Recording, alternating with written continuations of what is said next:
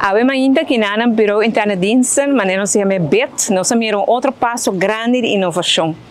A lança o projeto Ordo Fácil, para maneira conhecer, BIT é que bestel produto para a Central Magazine de Governo, a todo o Departamento de Governo, que busca sua bestelling na BIT.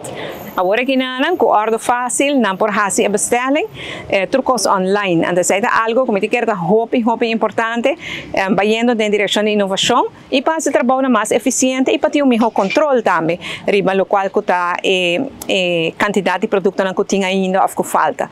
Me felicitar a senhora Shamila Lupstock e a inteira equipe aqui na de BIT, que é passo importante aqui na CL de apenas 3 lunas, mas se pensa, hope trabalho sim, pero tremendo projeto. E agora aqui na todo outro departamento de governo está em mira com passo de inovação que talvez está mostra chiquito, por vai fazer trabalho mais fácil, mais eficiente e assim é o que nós queremos no governo, que nós queda automatizar os processos, introduzir inovação, todo caminho que tem processo que não está muito ligeiro, botar veita com e por fazer bobina mais fácil com inovação. Para bem e danke para sostener e para queda trazer e passo aqui de inovação e automatização.